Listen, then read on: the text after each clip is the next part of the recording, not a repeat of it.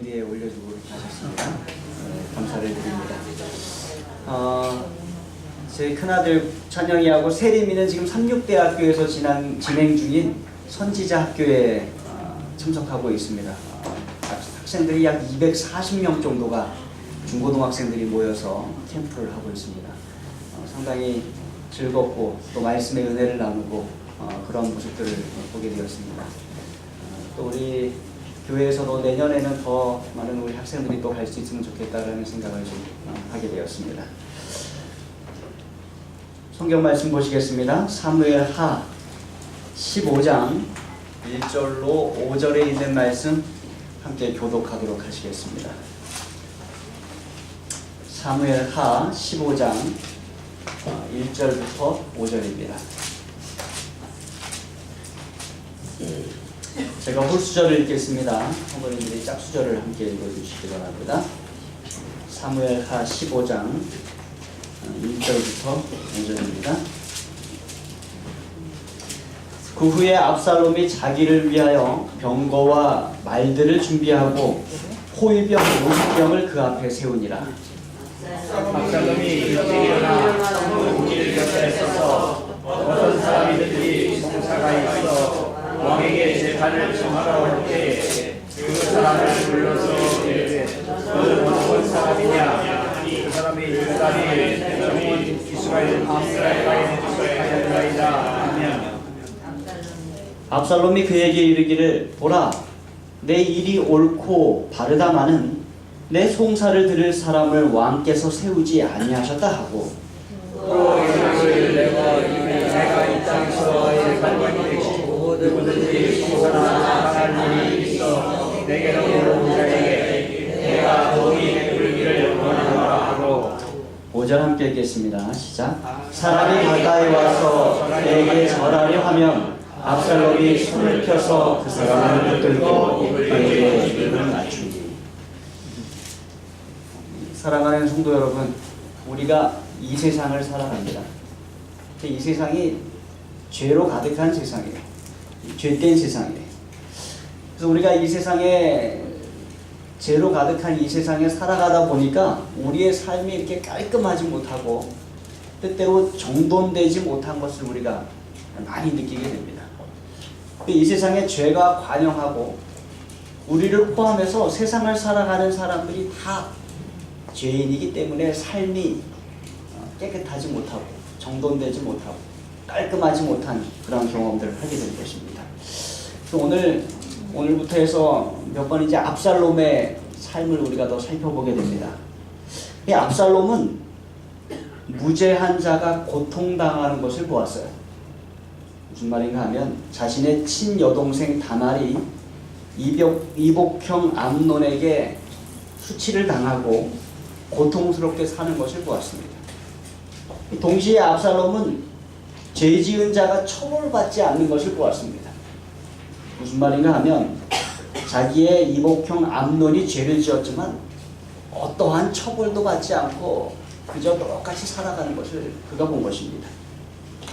또한 압살롬은 힘 있는 자가 선을 위해서 아무런 일을 행하지 않고 조용히 침묵하는 것을 보았습니다. 무슨 말인가 하면 암논의 죄에 대하여 왕인 자신의 아버지 다윗이 아무런 반응도 하지 않고 침묵을 지킨 것을 압살롬이 경험한 것입니다.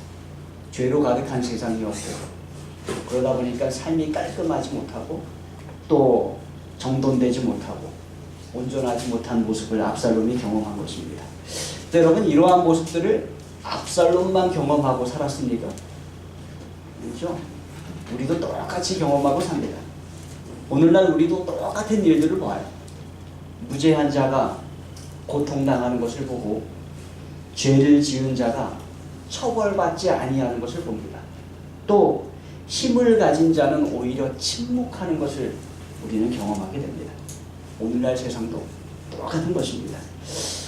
오늘 우리는 그러한 상황 속에서 압살롬은 어떠한 선택을 했고 또 어떠한 삶을 살았으며 또 우리는 어떠한 선택을 해야 하고 어떠한 인생을 살아가야 하는지 오늘 말씀을 통해서 좀 배워보고자 합니다. 이복형 이 암논이 그 자신의 친동생 다말을 욕보였지만 아버지인 다윗이 왕이 아무런 말 없이 침묵하는 모습을 압살롬은 경험해야 됐습니다. 근데 다말이 압살롬 집에 와서 살았어요. 그러니까 압살롬은 그 모습을 늘 보며 살아가는 것입니다. 모든 사람이 아무 일 없었던 것처럼 행동하고 살아갔습니다. 말할 수가 없었어요. 왜 그렇습니까? 죄를 지은 사람이 누구예요? 왕세자예요. 다음에 왕이 될 사람이었어요. 그러니까 단 한 사람도 죄를 지적할 수가 없었습니다. 오직 한 사람 죄를 지적하고 벌을 할 수 있는 사람이 있었어요. 누구예요? 다윗입니다. 그런데 그 다윗이 침묵한 것입니다. 그래서 압살롬은 부정과 부당과 불법을 날마다 경험하고 살았어요. 자신의 여동생 다말이 날마다 자신의 눈앞에서 슬퍼하며 살아가는 모습을 그가 볼 수밖에 없었던 것입니다. 결국 압살롬을 어떻게 합니까? 2년 후에 기회를 와서 자신의 이복 형인 암논을 죽여버리고 말았습니다. 그것은 그 나름대로 정의를 실현하는 방법이었어요. 누군가 잘못된 것을 바로잡아야 했는데 누가 바로잡은 거예요? 자기 자신이 바로잡은 것입니다. 그러나 여러분, 우리가 여기서 기억해야 될 것이 있습니다. 또 다른 하나의 잘못된 행위로 그 전에 있었던 잘못된 행위를 바로잡을 수 없다는 것입니다. 그러니까 죄로 죄를 바로잡을 수 없다는 것입니다. 죄는 죄를 해결하지 못한다는 것이에요. 잘못으로 잘못을 바로잡을 수 없다는 것입니다. 그래서 결국 압살롬은 잘못을 바로잡은 자가 되지 못하고 또 다른 죄인이 되어서 어떻게 되었습니까? 도망치고 말았어요. 그렇게 해서 그는 외할아버지 집으로 도망을 갔습니다. 외할아버지 집은 아람에 있었어요. 아람의 여러 연합국가들 가운데 하나인 그술의 왕 달메가 외할아버지였습니다. 그러니까 어머니가 이방인이었던 것이죠. 아람 사람이었던 것입니다. 그리고 압살롬이 그곳에서 몇 년을 머물게 됩니까? 3년을 머물게 됩니다.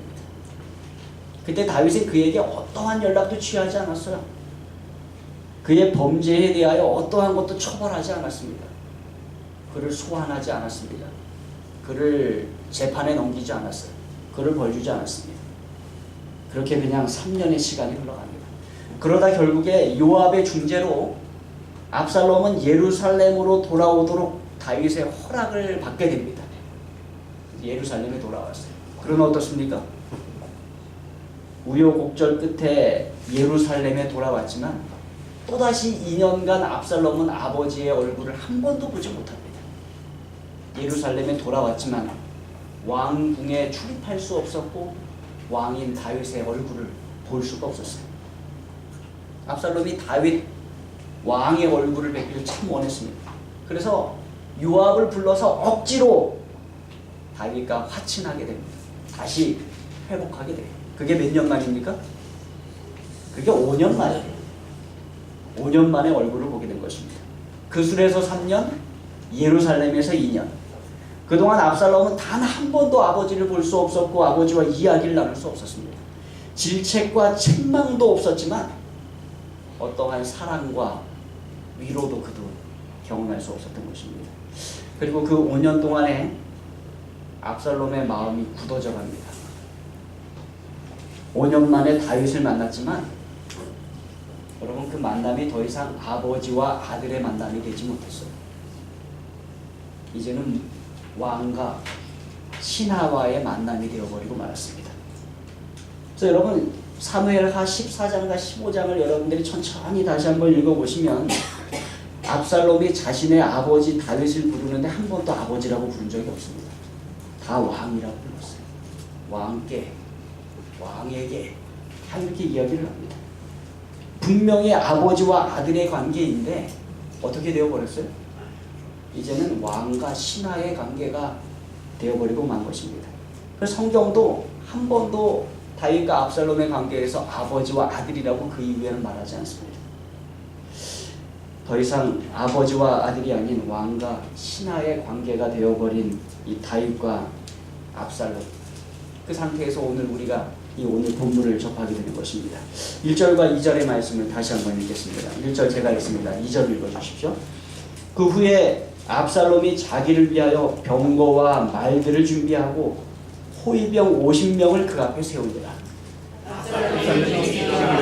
성문길 곁에 서서 어떤 사람이든지 송사가 있어 왕에게 재판을 청하러 올 때에 그 사람을 불러 이르되 너는 어느 성 사람이냐 하니 그 사람의 대답이 종은 이스라엘 마음을 축하하였나이다 하면 이 압살롬은 왕인 아버지 다윗과 표면적인 화해를 이루었습니다.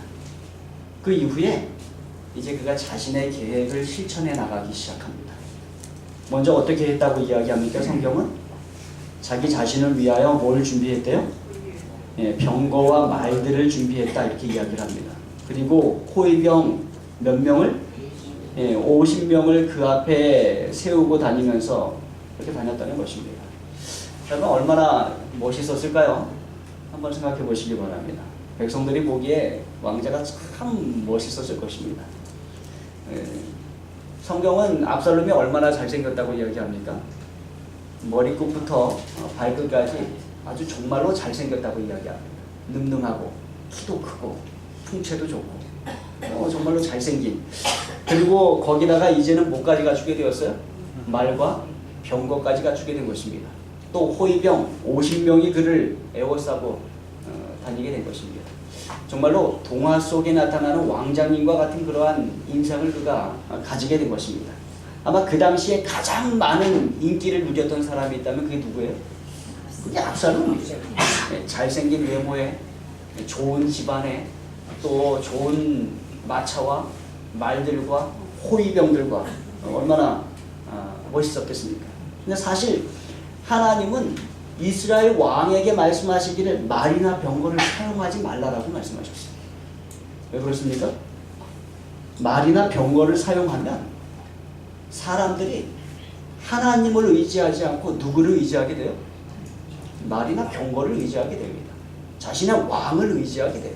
그 겉모양에 자꾸 흔들려서 무기를, 외모를 자꾸 의지하게 되는 것입니다. 그래서 하나님은 말이나 병거 사용하지 말라고 말씀하셨어요.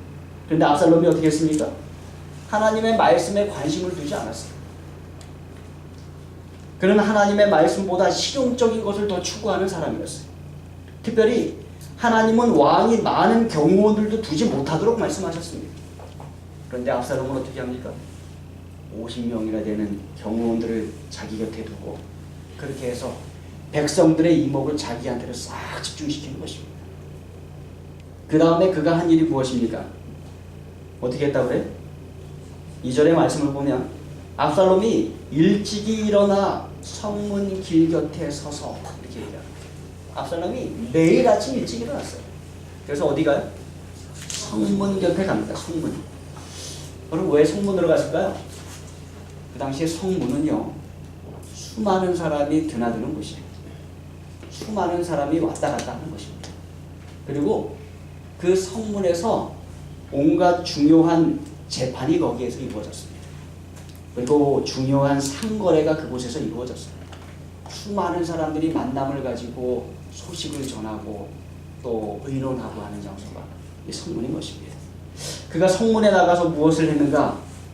3절부터 5절에 있는 말씀을 저희가 다시 한번 읽도록 하겠습니다. 3절 제가 읽고 4절 읽어주십시오. 5절은 함께 읽도록 하겠습니다. 압살롬이 그에게 이르기를 보라, 내 일이 옳고 바르다마는 내 송사를 들을 사람을 왕께서 세우지 아니하셨다 하고, 또 압살롬이 이르기를 내가 이 땅에서 재판관이고 누구든지 송사나 재판할 일이 있어 내게로 온 자에게 내가 정의 베풀기를 원하노라. 5절 함께 했습니다. 시작. 사람이 가까이 와서 그에게 절하려 하면 압살롬이 손을 펴서 그 사람을 붙들고 그에게 등을 맞추니.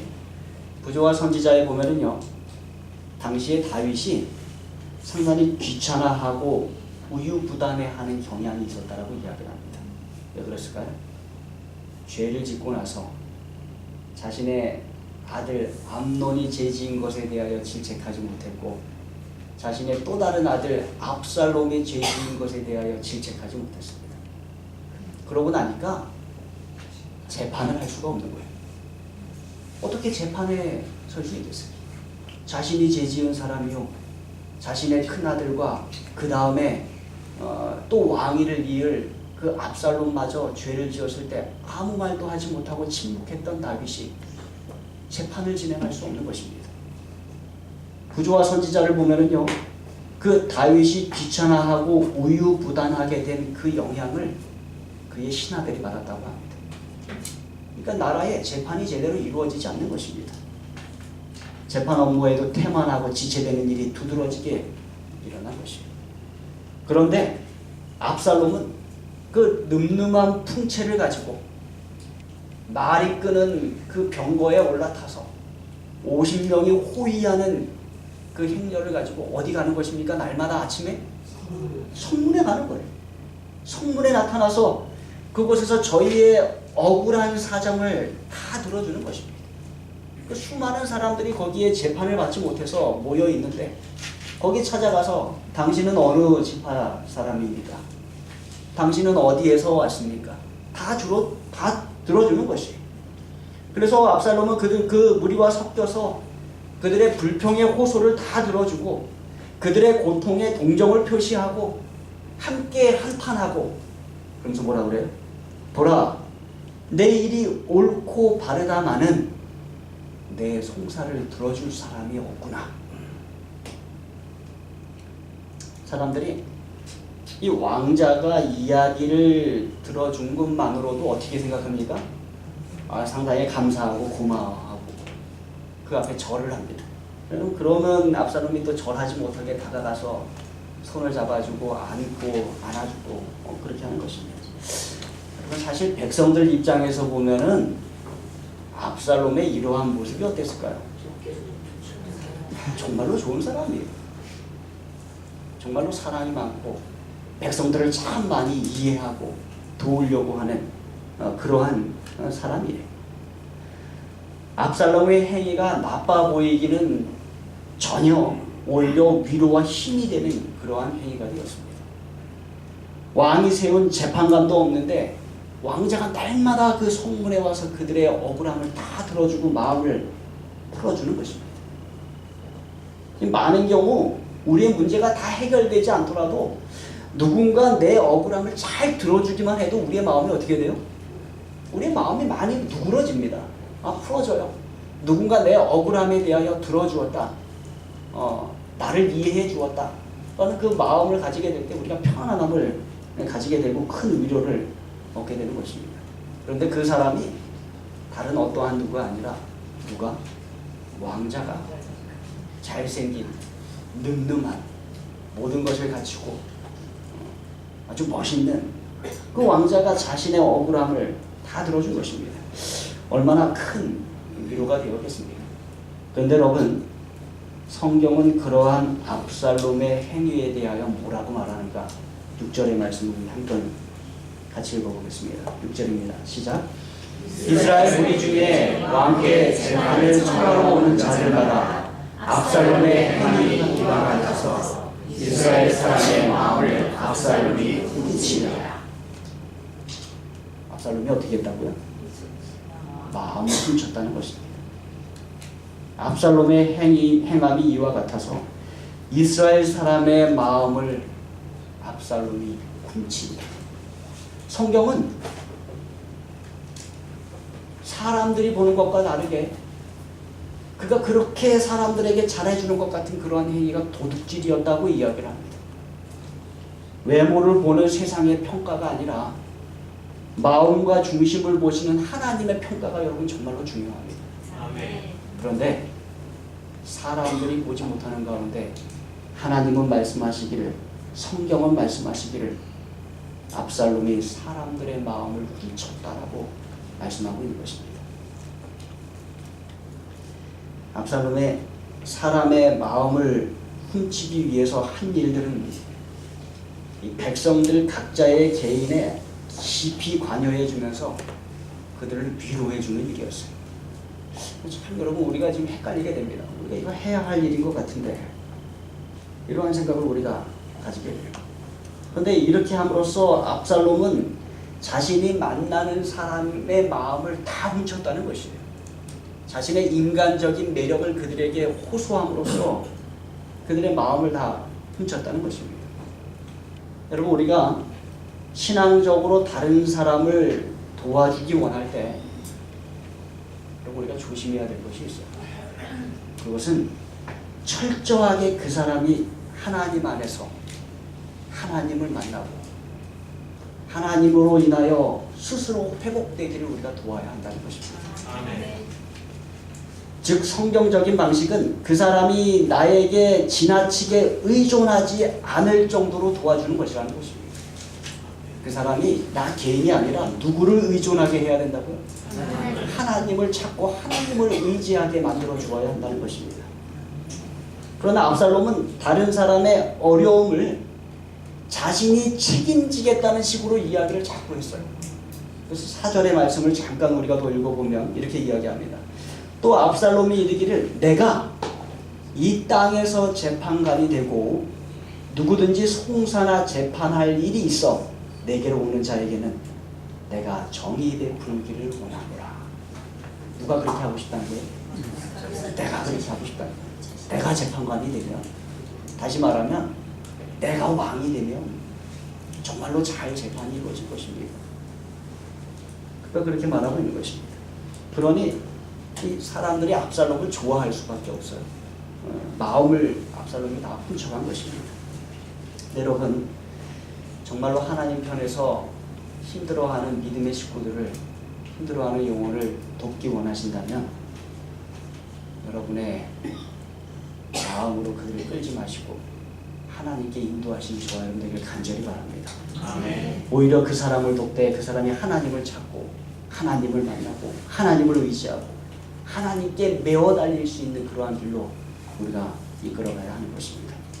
그러나 좋지 않은 마음을 가지게 될 때 사람들은 자꾸 남의 마음을 내가 도둑질하려고 합니다. 그래서 필요 이상으로 관여하려고 해요. 나를 의지하게 만들려고 합니다. 그래서 그 사람을 자신에게 의존하게 만들면서 자신의 돌봄 아래 두려고 자꾸 합니다. 내 사람 만들려고 합니다. 정말로 위험한 거예요. 하나님께로 향해야 될 마음을 내가 빼앗아 버리는 우를 우리 그리스도인들이 범할 때가 참으로 많다는 것입니다. 여러분 이러한 일들이 오늘날 우리에게서도 상당히 많이 행해집니다. 가장 많이 이러한 우를 범할 수 있는 사람이 누굴까요? 목사예요. 목사가 가장 크게 범할 수 있습니다. 목회할 때 목회자들은 성도들을 하나님 앞으로 이끌고 가야 합니다. 이것이 목회자의 일이에요. 목자의 일이에요. 그런데 목사가 잘못된 생각을 잠깐 가지게 되면 사람들의 마음을 다 누구한테로 이끌어요? 자기 자신한테로 이끌어요. 그래서 하나님께로 가야 할 마음을 다 도둑질해버리고 마는 것입니다. 제가 목회를 하면서 가장 조심스러워야 할 부분이 그 부분이라고 늘 생각을 합니다. 하나님, 사람의 환심 사는 목회자 되지 않도록 하십시오. 하나님께로 이끄는 목회자 될 수 있도록 이끌어 주시기 바랍니다. 그런데 목회자만 그런 우를 범하는 것이 아닙니다. 장로님들도 범하세요. 집사님들도 범하시고 재직들이 범하고 성도들도 범할 수 있습니다. 하나님께로 향하게 해야 할 마음을 누가 빼앗을 수 있어요? 내가 빼앗을 수 있어요. 내가 가르칠 수 있다는 것입니다. 여러분 우리 교회가 모든 마음을 다 하나님께로 이끄는 그러한 교회 되기를 간절히 바랍니다. 아멘. 여러분 어떻게 보면 지도자로서 사람의 마음을 얻는 것만큼 매력적인 일은 없습니다. 그래서 세상 사람들이 하는 일도 뭐예요? 다 사람의 마음을 얻는 거예요. 정치가들이 하는 일도 무엇입니까? 사람의 마음을 얻는 것입니다. 그들이 다 사람의 마음을 얻기 위해서 그러한 일을 하는 것입니다. 목회자면 더 저 사람의 마음을 얻기를 원하는 그런 것이 있습니다. 목회자가 이 세상에서 무엇으로 더 큰 성공을 거둘 수 있겠습니까? 어떻게 보면 사람의 마음을 자기한테로 이끌어서 자기가 이름을 날리고 또한 업적을 남기고 하고자 하는 그런 마음들이 생길 수 있습니다. 우리가 하나님께로 그 마음을 향하도록 이끌어가야 되겠습니다. 여러분, 사람의 마음을 도둑질하는데 명수가 있어요. 가장 잘하는 존재가 있습니다. 누군지 아십니까? 사단이. 네. 하나님께로 향하는 사람의 마음을 중간에서 가장 낚아채기 잘하는 존재가 사단입니다. 사단은 사람의 마음을 도둑질해서 자기의 편으로 만드는데 자기한테로 관심 갖게 만드는 아주 탁월한 재능을 가지고 있습니다. 그래서 이 세상에는 사단이 그렇게 하나님께로 향해야 될 성도의 마음을 가로채는데 사용하는 여러 수단들이 참 많이 있습니다. 여러분들이 여러분의 개인의 한번 생활을 한번 살펴보시기 바랍니다. 나의 생각과 나의 마음, 이 하나님, 예수님이 아닌 다른 어떤 것에 자꾸 쏠리고 있는가? 그럼 그게 누구의 도구가 될 수 있습니까? 사단의 도구가 될 수 있어요. 많은 경우에 세상 사람들이 어디에 많이 쏠려요? 돈에 많이 쏠립니다. 재물에 많이 쏠려요. 그런데 재물과 돈 말고도 쏠리는 것이 많아요. 인기에, 또 명예에, 또는 어떠한 자리에, 어떠한 위치에 여러 가지로 마음을 뺏기는 일들이 얼마나 많은지 몰라요. 그리고 시시때때로 사단은 그것을 사용하기를 얼마나 즐겨하고 잘 사용하는지 몰라요. 여러분, 우리의 마음이 가야 할 것이 하나님, 예수 그리스도임을 늘 우리가 기억하며 살아가야 되는 것입니다.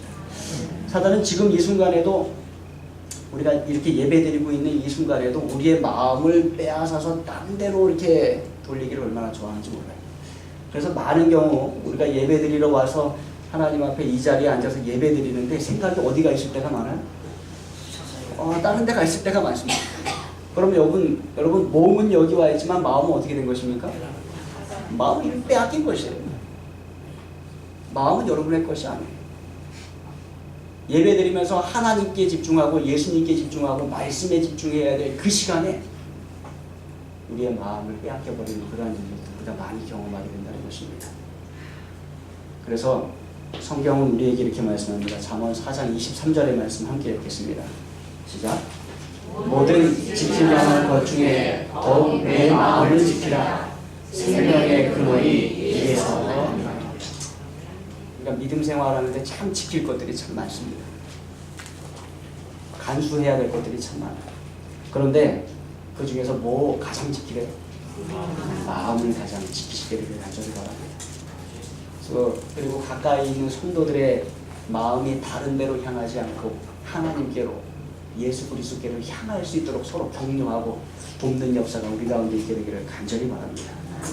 여러분, 사단이 하나님께로 향해야 될 마음을 빼앗아서 하는 일 가운데 하나가 또 있는데 그건 뭐냐면 교회를 분열시키는 거예요. 이간질시키는 거예요. 그래서 무엇보다도 하나가 되어야 하고 한 뜻으로 뭉쳐야 되는 교회가 사단이 마음을 이쪽으로 빼앗고 저쪽으로 빼앗고 해갖고 분열게 되는 경우가 얼마나 많은지 모릅니다. 고린도 교회는요, 파가 4파가 있었어요. 베드로 파가 있었고, 아볼로 파가 있었고, 바울 파가 있었고, 하나 어디입니까? 그리스도 파가 있었고. 개개인을 보면은 나쁜 존재들입니까? 그렇지 않아요. 다 사도이고 또 목사이고 하나는 심지어 그리스도이십니다. 그런데 사단이 마음을 이쪽으로 빼앗고 저쪽으로 빼앗고 이렇게 해버리면 그 교회가 어떻게 되는 거예요? 분열이 되고 마는 것입니다. 여러분, 교회가 존재하더라도 분열되면 하나님의 일을 할 수가 없어요. 교회가 분열된다는 것이 여러분은 얼마나 어렵고 힘든 일인지 이미 신앙생활 가운데서 잘 알고 계십니다. 우리가 하나님께로 마음을 다 같이 향하게 되기를 간절히 바랍니다. 그래서 그곳에서 하나 되게 되기를 간절히 바랍니다.